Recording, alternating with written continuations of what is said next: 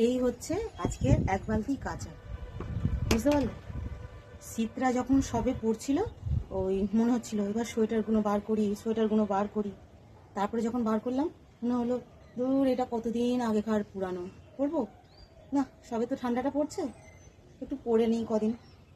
তারপরে যেই পরলাম, কিছুদিন পরার পর মনে হচ্ছে দূর, এটা একঘেয়েমে হয়ে গেছে, দেখি আরও আছে নাকি। সে আবার একটা বার করলাম, তারপরে দেখলাম কি না এটাও একঘেয়ে হয়ে যাচ্ছে। তারপরে দুটো দুটো অল্টারনেট করে পড়লাম। তারপর আবার হয়তো কোথাও ঘুরতে যাব, তখন ভাবছি যে না, আর এইগুলো পড়লে তো হবে না, এই তো বহুদিনকার পুরানো হয়ে গেছে, এবারে একটা কিনতে হবে। ব্যাস, কিনে ফেললাম, সেটাও বেশ কয়েকদিন পরলাম। আর আমরা তো বাঙালি, শপিং করতে খুব ভালোবাসি।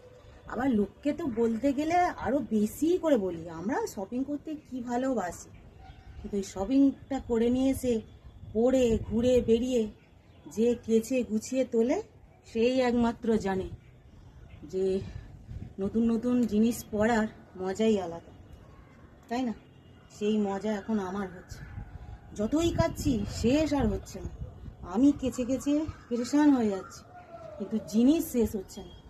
নিচের ঘরে ওই খাটটার উপরে একদম দুপকার করা আছে, ছেলেদের, আমার, কর্তামশাই বেশি নয়, ওই আমার আর আমার ছেলেদের বেশি।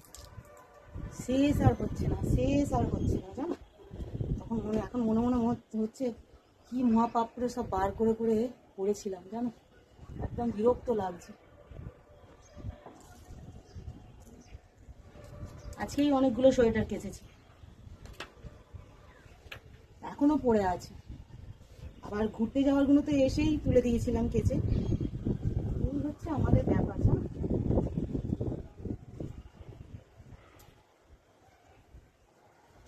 এই তো শুধু কাঁচা হলো, এবার গুছিয়ে যখন তুলবো তখন আবার একটা ঝামেলা। করতে খুব মজা, কেচে গুছিয়ে তুলতে আরো বেশি মজা গো। এই মজা আর নিতে পারছি না, ঠান্ডা জলে উফ, জীবন শেষ হয়ে যাবার এবার। আর বার করেছি যখন মনে হচ্ছে এতগুলো বার করেছিলাম, এত গায়ে চাপিয়েছি, বাপরে বাপ।